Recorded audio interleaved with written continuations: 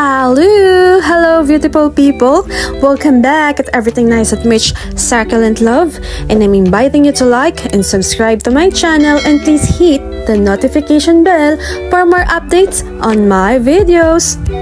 And again, I'm permanently placing my everyday vlog at 7 PM everyday po iyan to give you more and more informative vlog and more experience care tips on my succulents.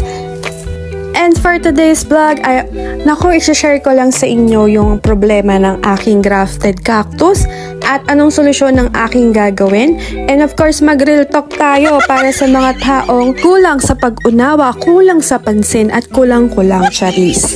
Para sa to, real talk, charot!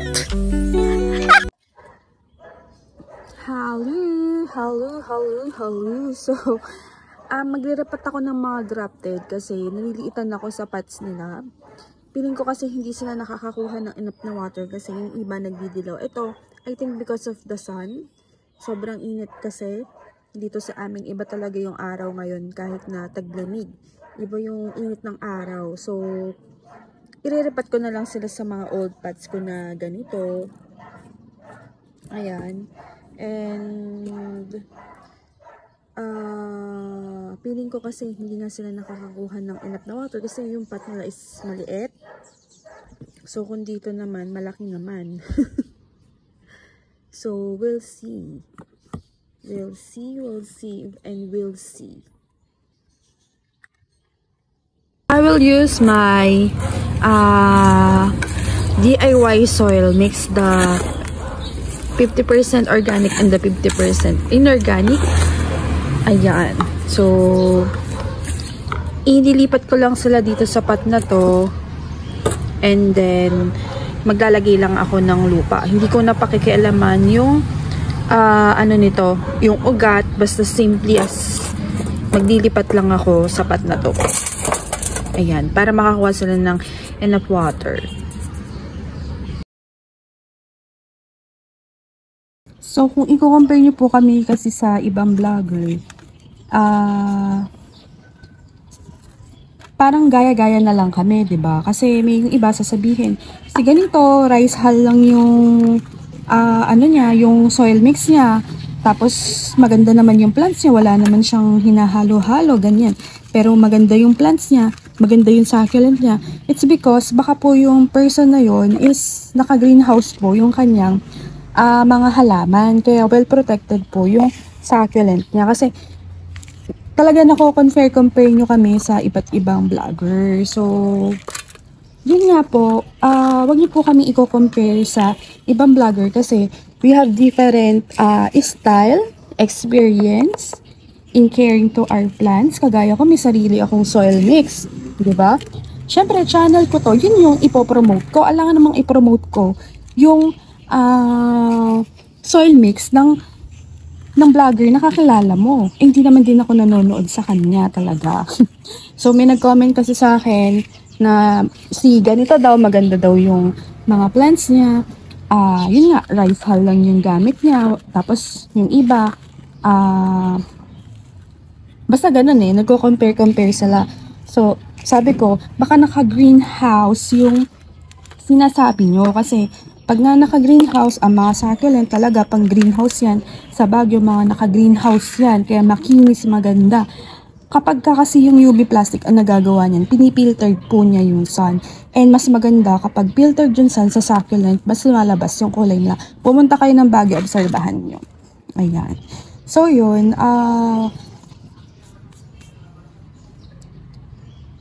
hindi po lahat ng vlogger ay may greenhouse.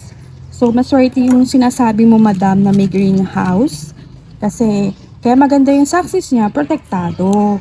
And, kung naka-exposure yung aming succulent sa araw, hindi sila protektado. They will adapt on the environment on us. So, yan nga po yung sinasabi ko na we have different environment sa ating lugar. We have different humidity, may mataas, may mababa. So, sa succulent, pag mataas yung humidity, is medyo hirap sila mag-adjust, ganun. Kasi sobrang init, tapos maglalabasan yung mga aerial roots nila. Ganun. So, you should observe the vlogger you watch. And wag po kayong magsalita na, ay si ganito, ganyan, ay si ganito, ganyan. Wag niyo po kami i-compare sa bawat isa dahil, again, every vlogger is unique, every plantito is unique in their own way. Diba?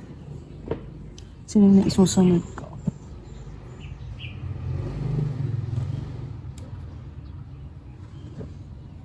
So again, stop comparing us to other vlogger kasi wala rin po kaming pake sa sinasabi.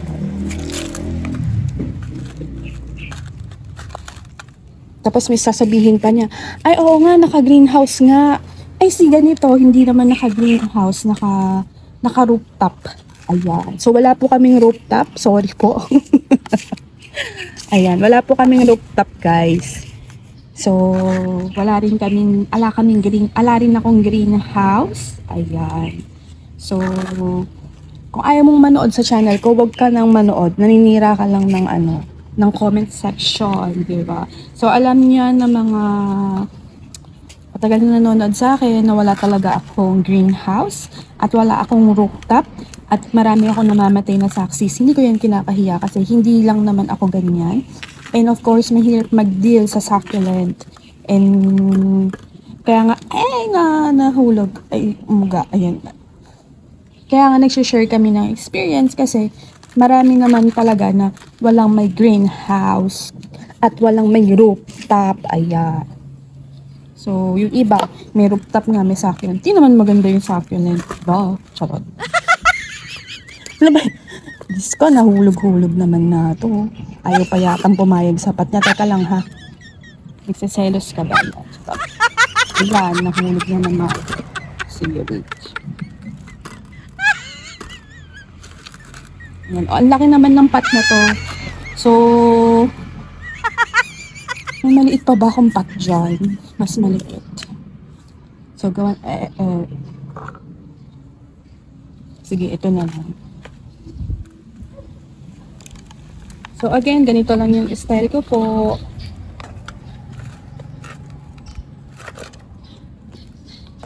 So ayan, ganito ako. So again, kung ipipilit niyo na naman yung kakalala niya yung vlogger is huwag na kayong manood dito. Charot. Baka naman yung sinasabi mong vlogger, kumukopya lang naman din ng content sa akin yan. Ayun. Actually, hinag ko yung aking channel sa kanya kasi, yun nga, parang ginagaya lang naman din niya yung sa akin. Marami siyang views. Kasi, mas nauna siyang mag-vlog and maganda naman din talaga yung success niya kasi, yun nga, protected by the greenhouses. Diba? Ayan. So, okay na to. Tsaka bago kayo mag-judge ng vlogger, no purse kung, kasi minsan bago manonood, sasabihin, ma'am, kunwari nag-vlog ako na namatay yung mga succulent ko, biglang nabubulok. Nag-explain naman sana ako, pero sasabihin, ma'am, dapat well-ventilated. Well-ventilated po yung mga succulent. Alam ko naman yan na kailangan well-ventilated. So, may mga ganon, may mga bago manonood, parang i-judge ka naman na agad. Hello? Ayan. So again, this is our channel and sharing some care tips from us, from our own base experience. Ayan.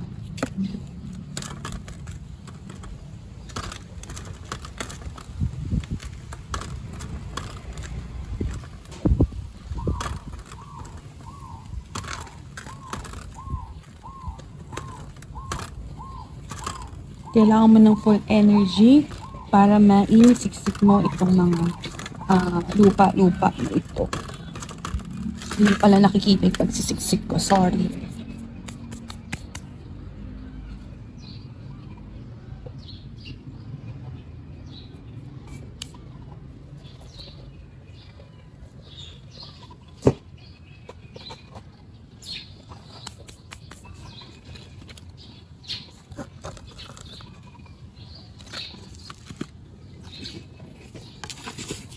So again,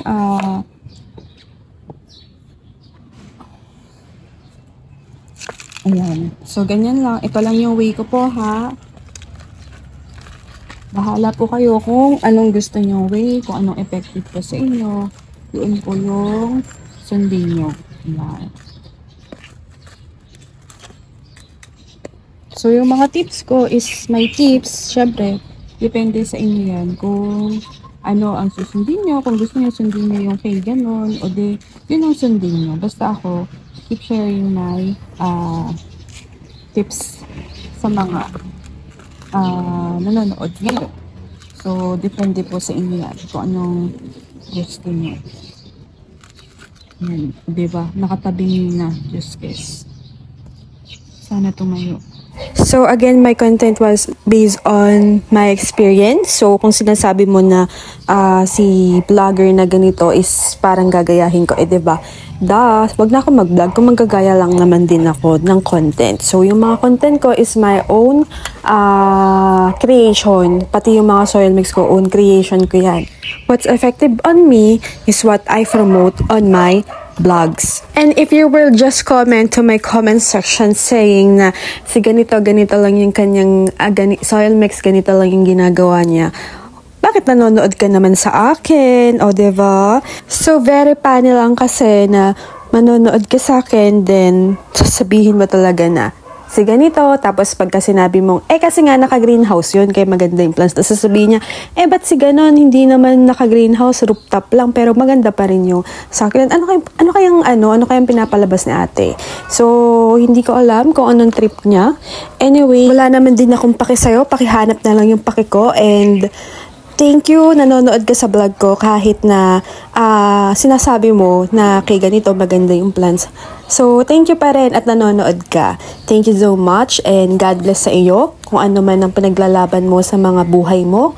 Push mo yan sis, supportahan ka, Charis. Ayan. So, sa mga taong ganito, you have to be, alam mo yun, sasagutin mo siya pero in a nice way. Para alam niya din. So, ayun, ganun siya lagi. Parang twice ko na siyang na-encounter na ganun. So, sabi ko, bakit po dito kayo nanonood kung, kung ganun pala. Sabi ko, wag po kayo dito manood. Tapos, the following uploading of my vlogs is ganun na naman. Nag-comment na naman siya. So, sinagot ko na talaga siya. So, yun nga, sinagot ko siya in a nice way. Hindi naman para makipag-away or whatsoever. Pero thank you so much kasi nanonood ka pa rin sa akin, di ba? Tapos, sinabi ko yan kay Ate Daisy tsaka kay Jeremy. Hello sa inyong dalawa, mga sisi. Sabi ko, tingnan nyo naman ka ako to para namang ewan ka ako to mag-comment. Sabi ni Ate Daisy, nagko-comment din sa akin yan. Hindi niya sinasabi na maganda yung plants ko. Di ba manggaganda ng mga success ni Ate Daisy from the Cavite. Tapos sabi ko, hala, baka to? Baka may something to. Tapos siguro, idol niya talaga yung sinasabi niya na ang itim ng kamay pero sa picture ang puti. O diba? So, hello sa'yo, shout out sa'yo, bakit ganyan? So, anyway, saka yung pinaglalaban mong idol mo, kung saan ako kasi kumukuha ng plants, doon lang din naman siya kumukuha ng plants, saka wala naman din siya originality. So, kumukopya-kopya lang din naman siya ng content. Pati intro, gaya-gaya, pati yung yung mga, meron na din siya ngayon. So, kung saan ako bumibili, nandun din siya. So, actually, sumali din siya sa, sa pa-contest ko dati. Mamimigay ako ng succulent tsaka ng Astro Gym, no. Sumali talaga siya. Sabi ko, hala, ang dami mo ng succulent. Diba, dapat siya yung namimigay ng succulent kasi ang dami-dami niyang succulent. Pero hindi.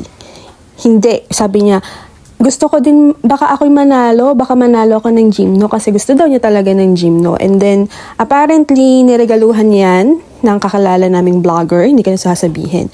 Tapos, wala pa siyang utang na loob. So, talagang chinika ko pa kasi para may maichika ako sa inyo, ayun. So, anyway, ayoko na magchika pa na iba ko nalalaman. So, bahala siya, bahala kayo kung sino yan. So, anyway, let's go for the reality. Huwag niyo po kaming compare sa ibang vlogger kasi we have, yun nga, paulit-ulit na lang ako, different experience style, different soil mix, different environment location. on how affecting or especially yung succulent. Medyo mahirap kasi siyang pakibagayan sa lugar. Alam natin yan. So, kailangan talaga well protected sila with the greenhouse because madali sila masunog. Especially pag bagong bili nyo yan at kalalabas ng greenhouse, they are easy to burn. So, dapat hindi nyo paarawan. So, ganun. For a week, ganun. So, ayun. Meron din nagko-comment na pag kunwari mali yung ID, tapos parang sasabihin nila kasi mga vlogger ngayon, mga irresponsable na dapat sinesearch muna kay Google yung right ID. Kasi we are just based on the seller's ID. So, syempre, kung nasaan kang country, naiiba talaga yung ID nila. So, may mga persons talaga na ganyan. Pag po ganyan, wag naman kayong harsh. So, tao lang po nagkakamali. Pare-pares po tayong mga tao nagkakamali sa spelling. So, pasensya na po. Minsan typo. Minsan sa cellphone, ganun, typo. So, kala mo naman perfect. Baka mamaya, wrong grammar ka naman mag-English. Best, charot.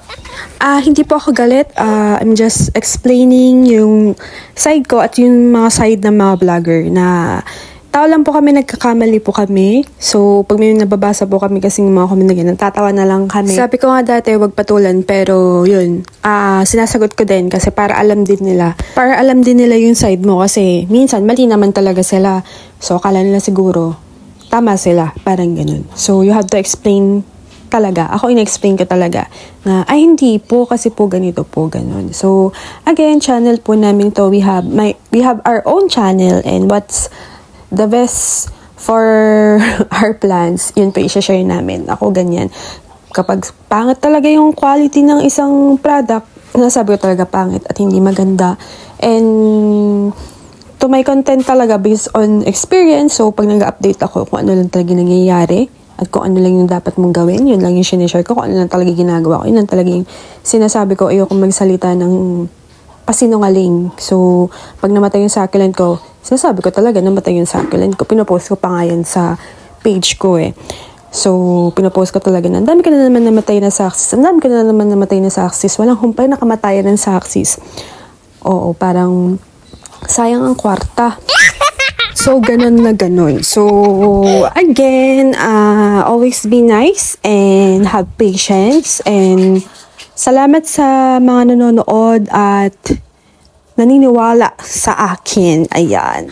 Real talk lang tayo, guys. So, pawang katotohanan lang tayo, mga beshi. Ayan. Bawal ang sad. Dapat happy, diba? So, dapat original lang tayo dito. Bawal ang copy-copy. Ayan. Sabi nga ni Jeremy, magkakaroon na ng kastata yung copycat mo.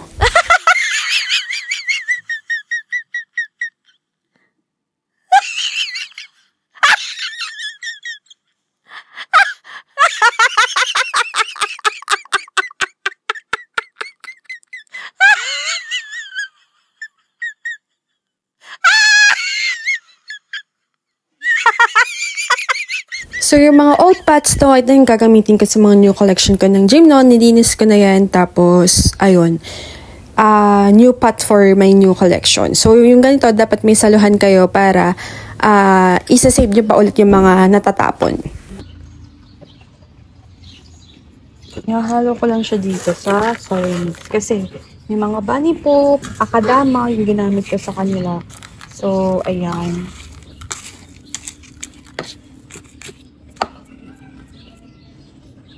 So, for the toppings, I would use the cultured soil from the plant culture. So, matagal, siguro a year ko na ginagamit yung cultured soil for my success. And for this, mga Gymno Calcium, ayan, sa grafted, ginamit ko na din for toppings kasi meron na siyang DE powder pang pest away. Hindi talaga kumakapit dyan yung mga insect. Kaya, trip ko talaga itong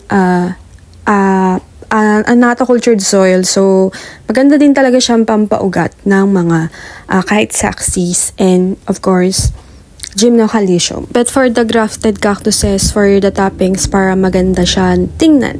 And hopefully, maging okay na tong mga grafted cactus ko. And nilipat ko na nga din siya ng place kasi dun sa place niya, lagi sila naaarawan at naninilaw talaga sila kasi sobrang init.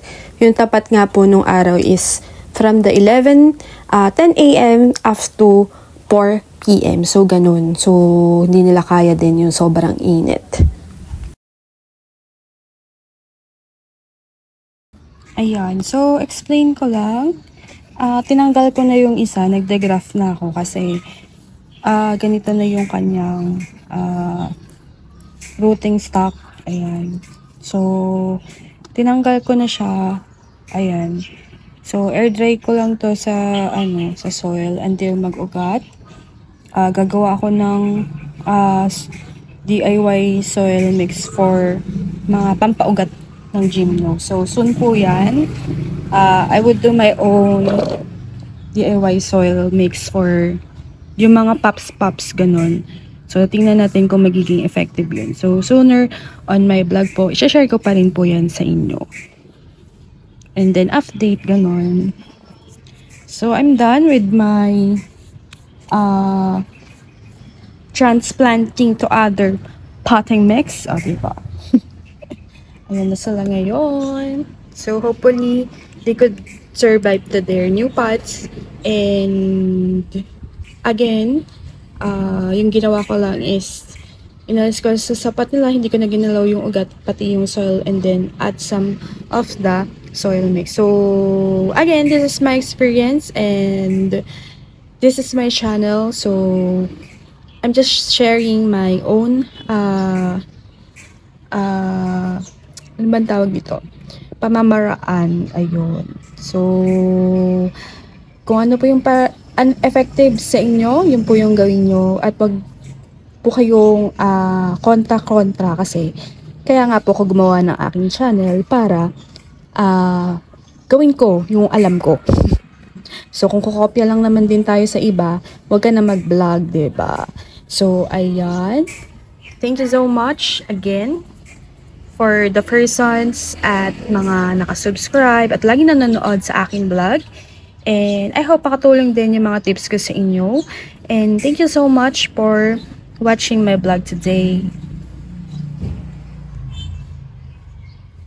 Ayan, so kung nagustuhan niyo po at nag-enjoy kayo sa ating vlog today at meron akong na-share na tips sa inyo, ay thank you so much po. So good vibes lang po tayo at real talk lang tayo, guys. So if you like this video, please hit like and pa-share na din sa inyong mga friends. Of course, don't forget na mag-subscribe. So, thank you for watching at Everything Nice at Mitch. Succulent love, learners Plantita saying, God bless po at laging mag-ingat. To be continued po ang closer look.